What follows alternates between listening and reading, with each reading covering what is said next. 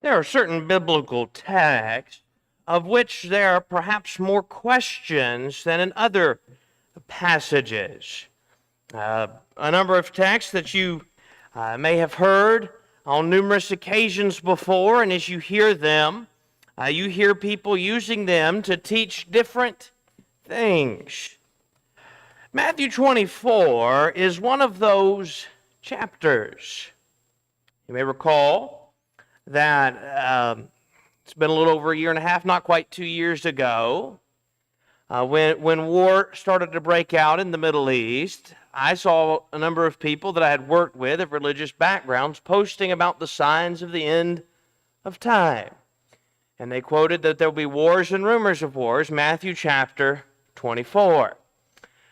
About a year and a half before that, Russia went into Ukraine. I saw a number of people posting about wars and rumors of wars, quoting Matthew chapter 24. And I'm sure if things continue as they have been over the last few weeks, that at some point in the coming weeks, I'll see somebody I used to work with or go to school with of some religious background quote about how the things going on are a sign of the end of time, Matthew 24. Perhaps you know somebody that teaches and believes in the rapture. Some are just going to be gone. You've probably heard the depiction times before that maybe you're driving down the road and all of a sudden the car in front of you is empty. Maybe you've even seen the bumper stickers on cars before. I don't recall seeing one, but I've heard of them. That if this car is driverless, something about the rapture happened. And one of the passages that's used to reference that is Matthew chapter 24. There is a teaching that perhaps we're less familiar with the technical name, realized eschatology. We're probably more familiar with it for being known as the AD 70 doctrine. That is, everything in the Bible was written pre-AD 70, and AD 70 was Christ's return, and really we're living after Christ's return. And I'm not going to spend forever talking about any of those three things. There's a time and a place for that, for those kinds of studies. But I bring all those up to say that where some of those come from, or at least part of what is taught comes from, is from a misunderstanding of Matthew chapter 24. And so what I want to do tonight is I want us to go to that chapter in Matthew chapter 24 and ask, what is it about? What is this event or events of Matthew chapter 24? And there are four things we're going to look at when we're coming to a study of Matthew 24 here this evening. The first of those are some keys to understanding the chapter. Really two keys that are important in understanding what is going on in Matthew chapter 24. The second thing we're going to do, the most important, is spend time in the text. Read the text, give an outline of the text, and see what Matthew 24 is saying. We're then going to come back and talk about the events. There are two events of Matthew 24. We'll talk more about those in the text, and again when we get to the end and talk about the events. And then we're going to talk about the signs. When you hear people talk about signs of the end of time, what are the signs in Matthew 24? What are they pointing to? We need to come back and talk about those signs. But before we get into the chapter and dealing with those other things, let's begin with the keys to understanding the chapter. I think there are two important keys to remember when studying Matthew 24. Now, not two important keys specifically as we're dealing with Matthew 24. Obviously, other biblical principles of Bible study apply here, but two specific keys I want us to remember outside of maybe our normal way when we're getting to this chapter. The first of those is look at the questions that are asked. Go to verse 3 with me. Verse 3, in the passage that Mike read for us a moment ago, Matthew 24 and in verse 3, now as he sat on the Mount of Olives, the disciples came to him privately saying, tell us, when will these things be? Now we'll look more at this in a minute in the text, but just before this, in verse 2, 1 and 2, Jesus is telling them about how the temple and Jerusalem were going to be destroyed, or at least the temple, and they want to know when. And so he answers that question. They ask another question. And what will be the sign of your coming and of the end of the age? Now, there's a little bit of misunderstanding there at this time, and we'll get to that later on. They ask for the sign of Christ coming in the end of the age. And in a sense, there's two comings. There's the coming in these things, the destruction of Jerusalem, coming in judgment. Sometimes judgment happening is referred to as a coming of the Lord. And then there's Christ's return in the end of time, the end of the age. And so when they ask these questions, they're asking about two events here. These things, that is this destruction of the temple that he's talking about, and when Christ is going to return.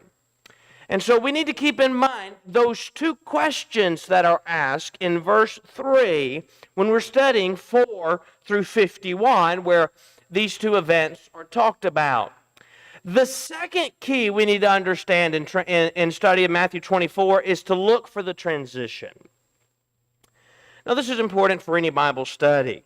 When you're studying, you look for words like therefore and for and but, and something that's connecting some thoughts or something that's transitioning in thought. And in verse 35, if you look at verse 35, he says, heaven and earth will pass away, but my words will by no means pass away.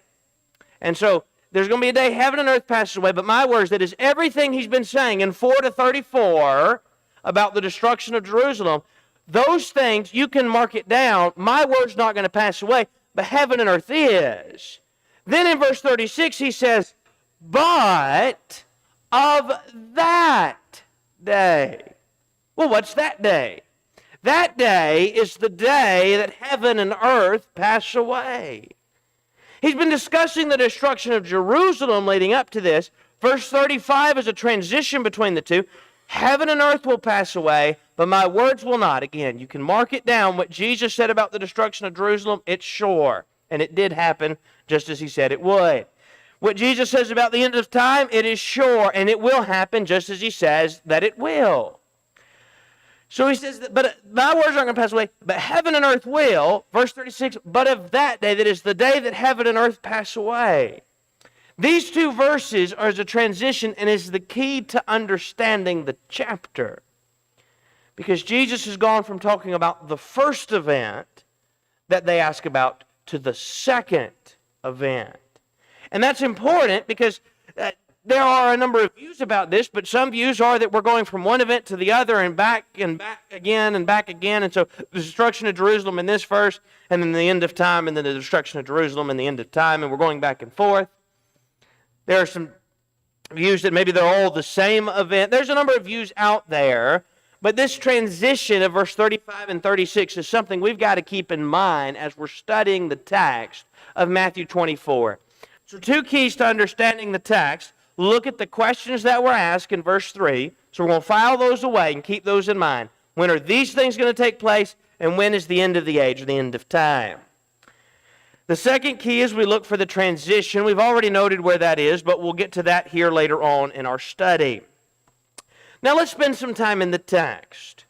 In order for us to come away from here understanding Matthew 24 better, we need to spend time in the text. That's the only way we're going to understand what Matthew 24 is about, is getting into the text itself. The text here divides itself down into three major sections. The first of those is the announcement. Look at verses 1 and 2.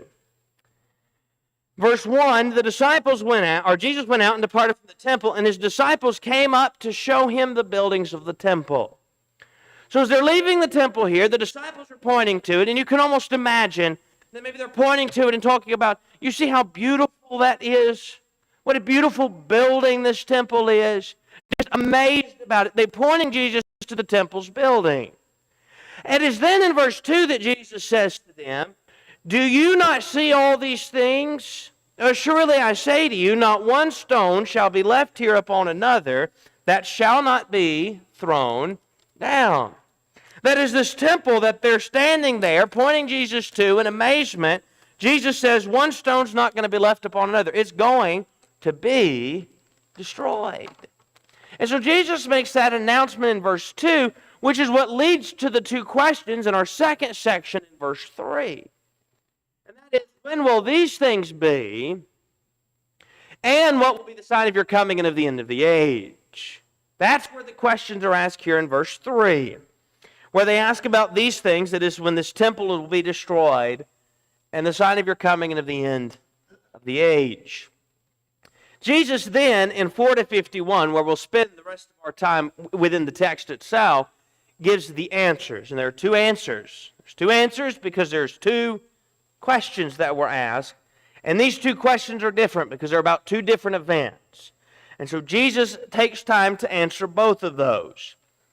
The first answer in verses 4 to 34 is the destruction of Jerusalem. And so let's see what he says.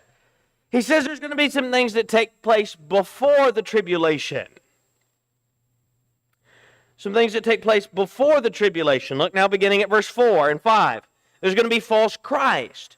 And Jesus answered and said to them, take heed that no one deceives you, for many will come in my name, saying, I am the Christ, and will deceive many.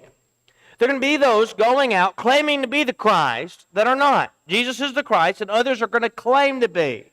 That's going to take place before this event that he's talked about in the first part of, or in verse 2, and they ask about in the first part of verse 3. Another thing that's going to take place before tribulation happens, and we're going to get to the tribulation later on, but before the tribulation happens, in verse 6 and 7a, that's when there's wars and rumors of wars. And you will hear of wars and rumors of wars. See that you are not troubled, for all these things must come to pass, but the end is not yet. For nation will rise against nation, and kingdom against kingdom.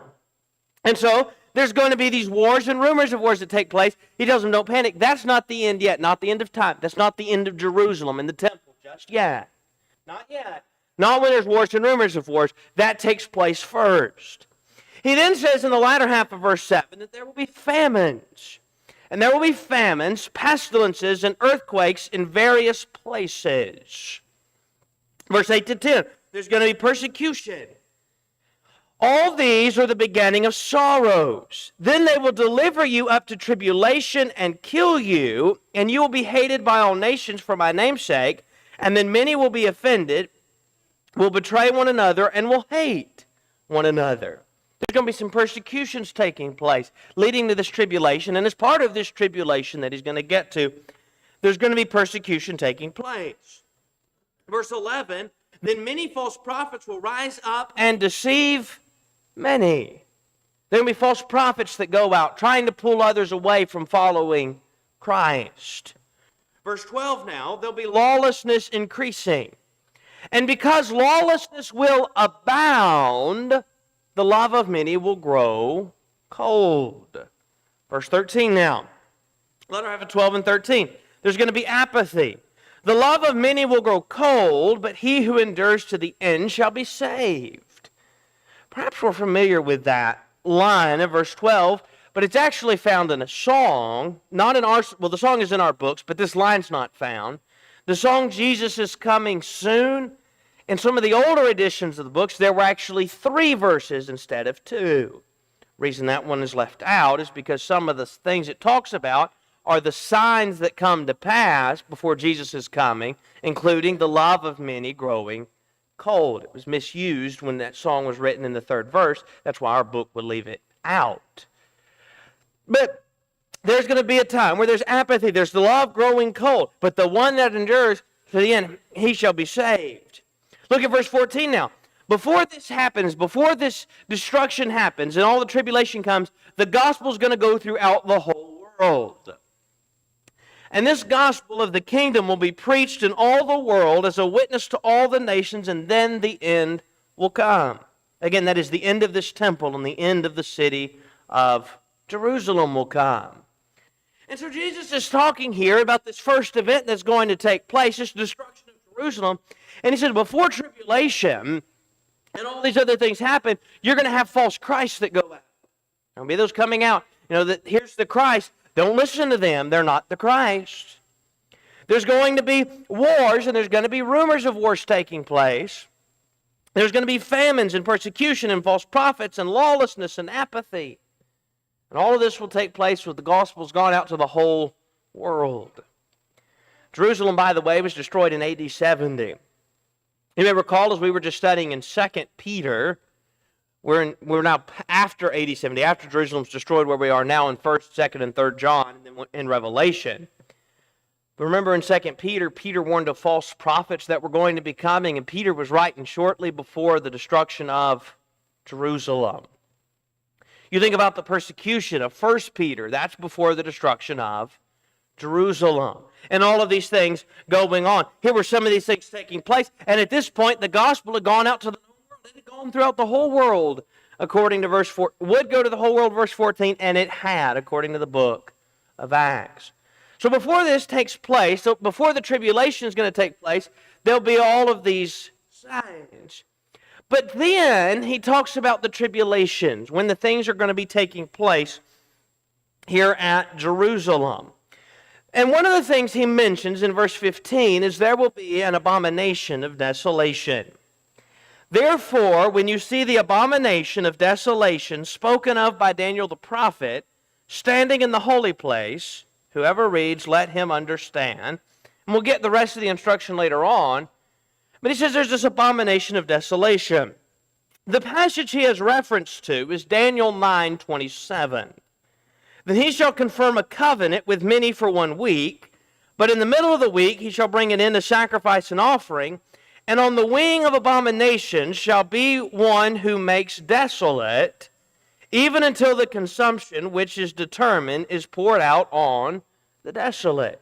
That's what Jesus has reference to here in Matthew 24 and in verse 15. Now, what exactly is this abomination of desolation? What is Daniel talking about? Well, keep your marker here in Matthew 24, but I want you to go to Luke 21 for just a minute. Again, we've talked about this before. The best commentary on the Bible. There are some commentaries written by brethren. There are commentaries written by those of the religious world on certain books that are good commentaries, but no commentary is better than the Bible upon itself. So what's the abomination of desolation? Well, let's go to Luke 21 and let Luke's account of this clarify for us. But when you see Jerusalem surrounded by armies, then know that its desolation is near. So what's the sign to look for? Well, Jerusalem is surrounded by the armies. And here is coming Rome, getting ready to conquer Jerusalem. When that takes place, 16 to 20, you need to flee. You need to get out. You need to escape. Then let those who are in Judea flee to the mountains. Let him who is on the housetop not go down to take anything out of his house. And let him who is in the field not go back to get his clothes. But woe to those who are pregnant and to those who are nursing babies in those days, and pray that your flight may not be in winter or on the Sabbath. Jesus says when this thing takes place, when you see this sign, what you need to do is you need to get out of Jerusalem. You need to flee. Luke's account would tell us the same thing after 21:20. The verses after that would tell you the same thing. You need to get out. Now, there's no escaping when Christ returns. That's not talking about the end of time. Nobody's going to escape that. But whatever event is under consideration here is an event that can be escaped. And according to history, there were a number of those who, knowing what Jesus had said and knowing the prophet Daniel and his prophecy, when they saw the signs, were able to get out of Jerusalem because there were signs that destruction was near. But as the destruction comes in, it was going to bring great tribulation. Look at verse 21 and 22. Verse 21, it was unlike anything seen before or after. For then there will be great tribulation, such has not been seen since the beginning of the world until this time, no, nor ever shall be. Here's a great tribulation described as unlike anything seen before or anything that would be seen after. And then will be shortened. Verse 22, and unless those days are shortened, no flesh would be saved, but for the elect's sake, those days will be shortened. It could go on, but those days, he said, for the elect's sake, or the chosen one's sake, is going to be shortened. And so it's going to be unlike anything seen before, but the days will be shortened according to verse 22. Now again, we come back to something mentioned earlier, and that is there are going to be these false Christs that will arise. Verse 23 now, then if anyone says to you, look, here is the Christ, or there, do not believe it. For false Christs and false prophets will rise and show great signs and wonders to deceive, if possible, even the elect. See, I have told you beforehand. Therefore, if they say to you, look, he is in the desert, do not go out. Or look, he is in the inner rooms, do not believe it. For as the lightning comes from the east and flashes to the west, so also will be the coming of the Son of Man be. So some are coming saying, listen, the Christ is here. The Christ is over here. Jesus says that's false Christ. There'll be the false prophets that arise trying to deceive you. And they'll be doing these, they're supposed to be showing these great signs, but they're not really the Christ.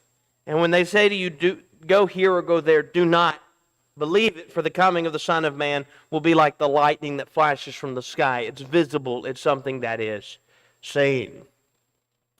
He then in verse 28 says that the Romans will be as an eagle on a carcass of Jerusalem.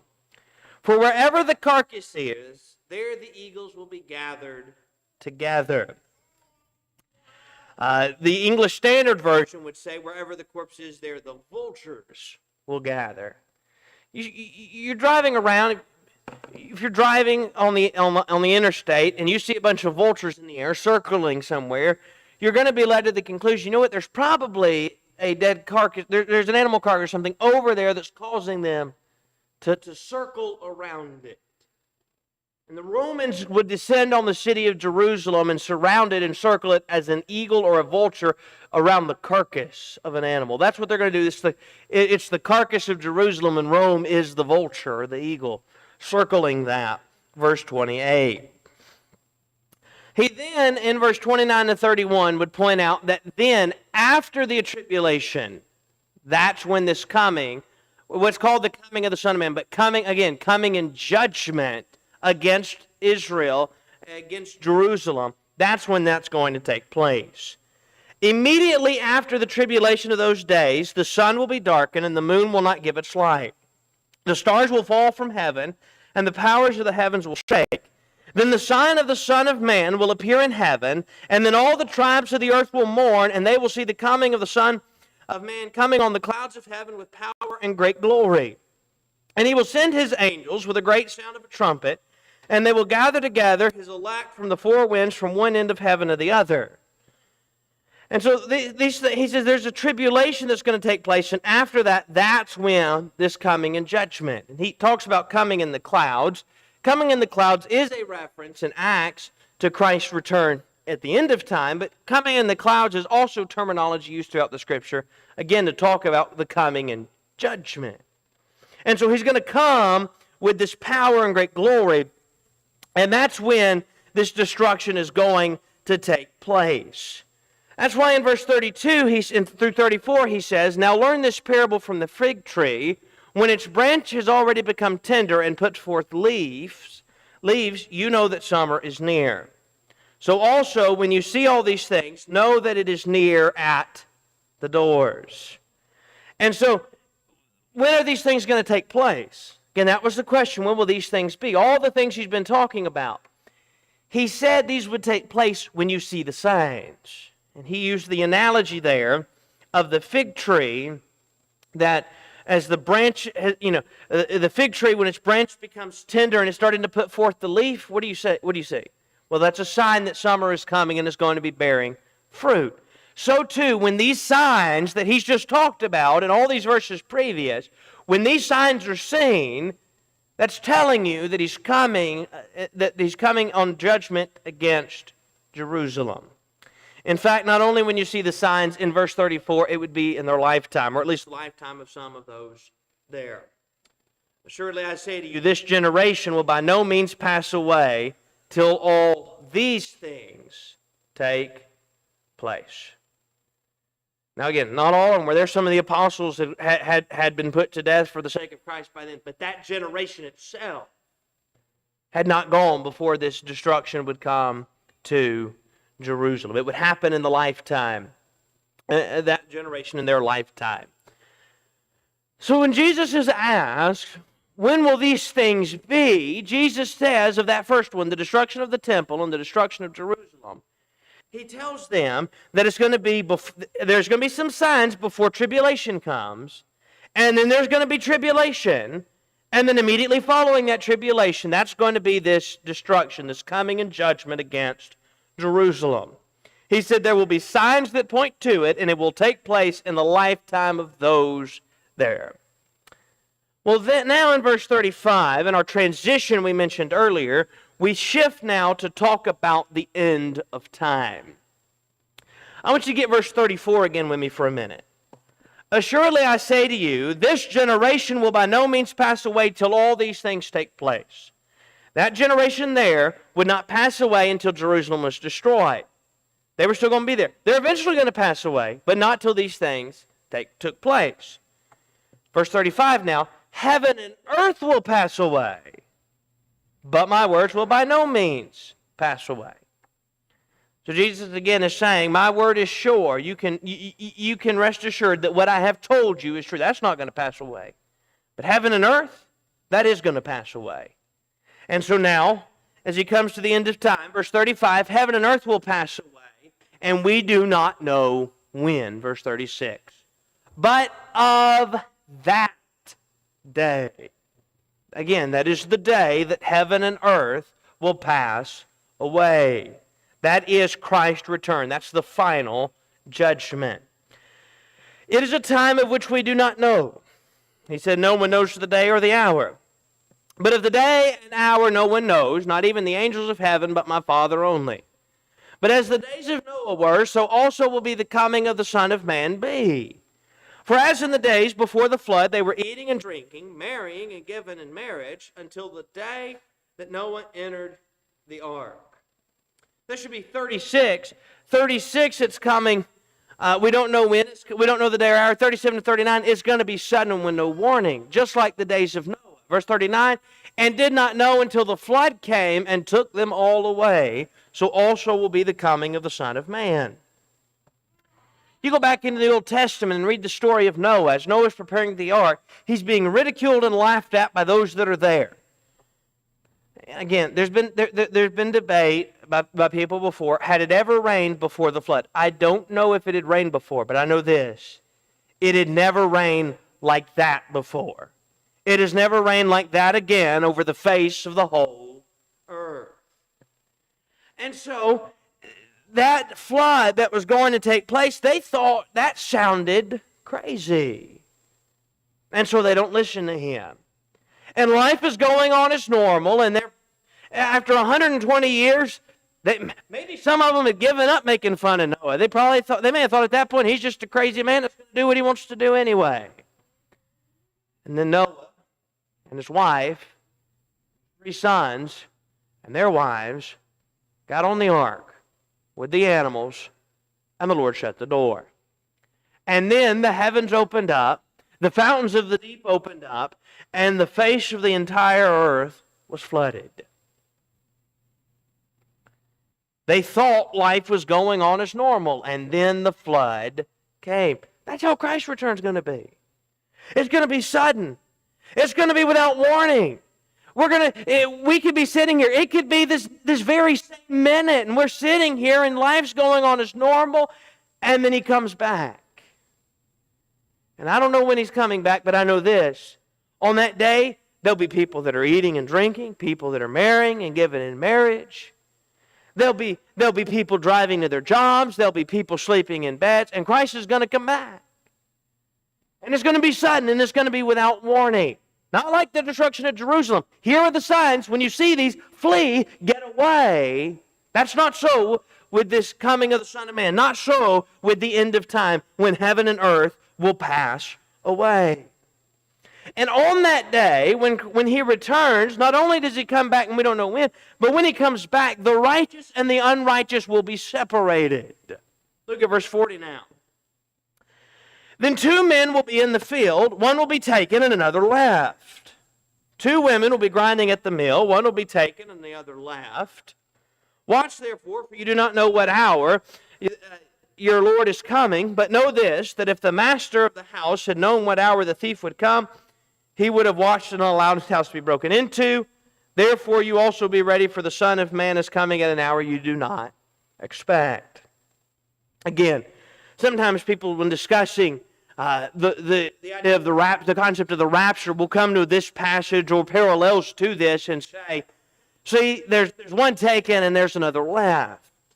Well, what is he saying? That's not what he's saying. What does he say? He's not saying that there's a rapture where some go to be judged and others don't. That doesn't harmonize with other passages. That Christ is going to come back and we're all going to stand before him in judgment, 2 Corinthians 5 and in verse 10. That on that day, heaven and earth, 2 Peter 3 and in verse 10, are going to be destroyed. There's nowhere left to live. What's he saying? Well, what he's saying is, when that day comes, one's taken another left, there's going to be a separation that's going to take place.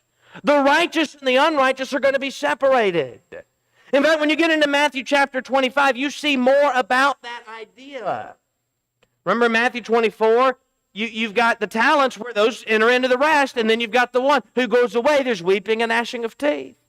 You've got the parable there of the wise and foolish virgins, and 5 of them went in, and 5 of them were left outside. Remember, you've got the sheep and the goats, and those that have done good are on one side, and those that have not done good are on the other side. There's going to be a separation. When Christ returns, there will be those who go to be with him forever in heaven, and those who are going to be condemned to hell for all of eternity. There's a separation that takes place. And we go to other passages like 1 Thessalonians that talk about there being an order about those who are coming, those called up to meeting, those resurrected, those that are faithful to him, and those who are going to then be called and stand before him in judgment to be cast into eternal fire. But on that day there will be that separation. That's why, verse 42, we need to watch therefore, for we do not know what hour the Lord is coming. We don't know when, so we need to be watchful. But know this, if the master of the house had known what hour the thief would come, he would have watched and not allowed his house to be broken into. You've heard me say this before. Thieves don't call us and say, hey, I'm breaking into your house tonight. So if they did, we'd sit up and wait, maybe have the police standing there. Hey, I'm going to be at your house. I'm going to break in at 2 o'clock in the morning. Well, about 1:55, we'd have the cop pull up waiting for them. So at 2 o'clock, when they broke in, the cop could go ahead and take them away. But they don't call. It comes suddenly. That's how Christ's return is going to be. Therefore, you must be ready, for the Son of Man is coming at an hour you do not expect. Go to the very next chapter, chapter 25. He illustrates that with the wise and foolish virgins. Now let's go to verse 45 now. And he spends the rest of the time talking about why it is we must be ready. Who then is a faithful and wise servant? Whom has his master made ruler over his household to give them food in due season? Blessed is that servant whom his master, when he comes, will find so doing. Assuredly I say to you that he will make him ruler over all his goods. But if that evil servant says in his heart, my master is delaying his coming, and begins to beat his fellow servants and to eat and drink with the drunkards, the master of that servant will come on a day when he is not looking for him, and at an hour that he is not aware of, and will cut him in two and appoint him a portion with the hypocrites. There shall be weeping and gnashing of teeth. Here you have the illustration of a steward. And imagine that you're the master of a house, and you have a steward you put in charge while you're gone. And you're delayed. Maybe you leave today and you say, you know what, I'll be back on Thursday. And something delays you and you don't come back. And then maybe you're even a week later, so you come back and you know what you find that steward doing? They're being faithful over the job appointed to them. You might say, you know what, I'm going to give you more responsibility because you've proven yourself a faithful steward. Well, what if you're delayed coming on Thursday and then you come back on Friday and find that they completely made themselves comfortable and tried to take control and do whatever they want because the master's not coming? Well, that steward's going to be removed. They're not going to be able to have to serve as a steward of the house anymore. Well, that illustration is brought up because there are those who look at Christ's return and say, you know what, he's not coming yet, 2 Peter chapter 3. And because of that, fall away. Where's the promise of his coming? Some, 2 Peter 3, even scoffed at his coming. That is, the master is delayed and the stewards are no longer faithful over what they have been made stewards of. We are stewards of everything that we have. We've been blessed with everything by God. And we need to live faithfully to him as the steward does to his master. And though we think he be delayed, though we may think he's delayed and he's not come back yet, we must still remain faithful because he's coming at an hour we do not expect. We must be ready at all times. And so Matthew 24, the text there, we've got the statement or the announcement that is made in verses 1 and 2. This temple that the disciples are marveling at, that's going to be destroyed. The question that precedes, when will these things be? And what will be the sign of your coming and of the end of the age? So he says, well, these things, the coming and judgment, here are the signs when Jerusalem will be destroyed. And then at the end he says, but of the day that at the end of the age, when Christ comes back, when heaven and earth pass away, it's going to be sudden. It's going to be without warning. You must therefore always be ready. Now let's come back again after discussing those in detail and just get a quick overview again of these two events. For when people have questions, what is this chapter about? So again, the two events are the destruction of Jerusalem and the temple. We combine those into one event. They took place at the same time, AD 70. That is where the conversation began in verse 1, when the disciples pointed to the buildings of the temple there in Jerusalem. That's when Jesus points out that the temple will be destroyed. That is what they say, when will these things, that is this temple being destroyed, take place? And Jesus tells them then in 4-34, this is the sign of this event, the event where Jerusalem is going to be destroyed. But what about his coming in the end of the age? Well, the end of the age, heaven and earth passing away, Christ's return. As we said, verse 35 transitions to this new discussion. Heaven and earth will pass away, but my words will by no means pass away. Verse 36 then is about heaven and earth passing away. Christ's return. That is mentioned in verse 3. The end of the age. And the rest of the chapter, again, is focused on that. And we need to keep in mind when studying Matthew 24, when answering questions that others have, there are two events. And there is a clear line in verse 35 and 36 where the transition takes place between these two events. So in the time we have remaining this evening, I'm going to talk for just a second about the signs. The signs that are talked about in this chapter. Because again, you may have religious friends who, in discussing something with you, or maybe you've seen on social media from them, or not even friends, just social media in general, somebody posting about, well, here's a sign that Christ is coming back. Here's a sign of the rapture. Here's a sign of, and quoting some of these things. What are these signs about? Well, these signs are not about Christ's return. Again, let's go back to Matthew 24 and verse 37 now. 36 of that day and hour no one knows. But really the idea of the signs is discussed in 37-39. And that is, it's going to be as the days of Noah where life is normal. And I think you get the idea here at the beginning that the disciples have a little bit of a misunderstanding about what they're asking. When will these things be? Again, the destruction of Jerusalem. And what will be the sign of your coming and of the end of the age? Then there's some confusion there that his coming, what's the sign when you're coming back? Well, when he's coming in judgment, that is coming to Jerusalem in judgment, there were signs, but not when he's coming back to judge the whole world. The end of the age, there are no signs. Life will go on as normal. And that's why 43-44, it's going to be like a thief in the night. Again, thieves don't call. They don't leave a sign ahead of time saying they're going to come. It's going to be like the days of Noah where sudden destruction will come for some. And suddenly Christ returns in the reward for those who are faithful. There are no signs pointing to Christ's return. It might be 2025. It might be 26. It might be 2,115.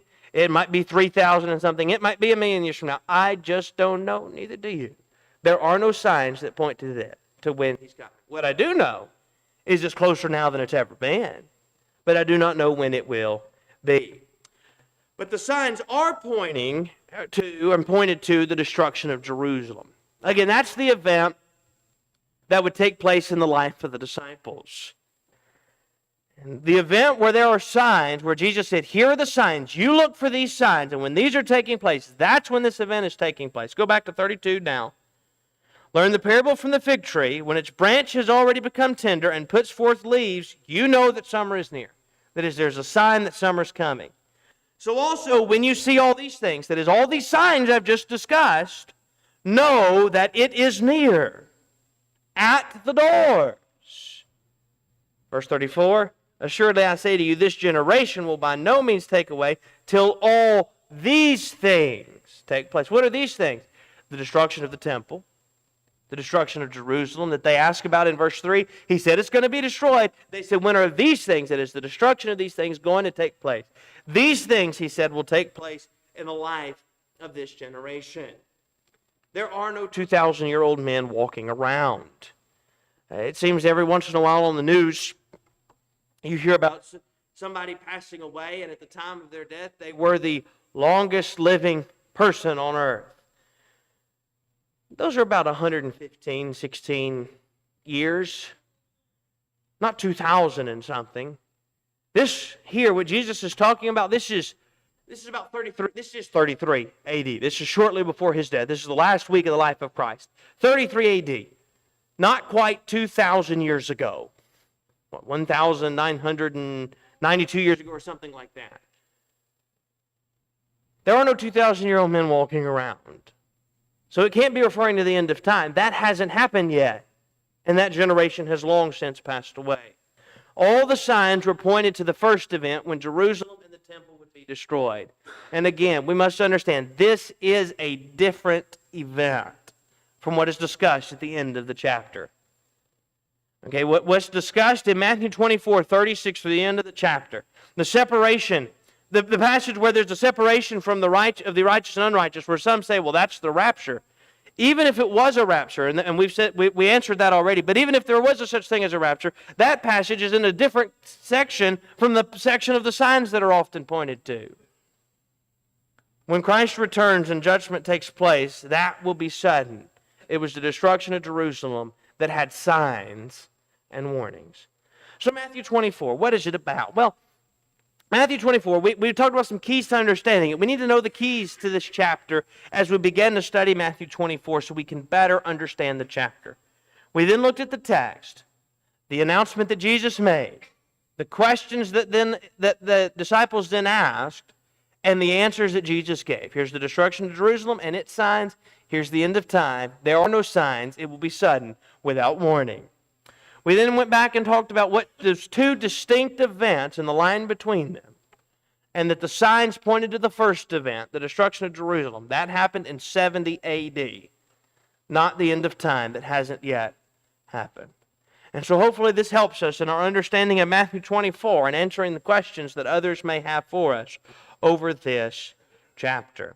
But it may be now, as we come to a close this evening, that there may be one or more present who may have never responded in obedience to the gospel. If you're here and you've heard the word of God, and you believe that Jesus is the Christ, the Son of the living God, would you not repent of your sins, confess your faith in Him, being buried in the waters of baptism, rise and walk in a newness of life, being ready. We saw at the end of Matthew 24, we need to be ready. If you do that, you'll be ready for when Christ returns.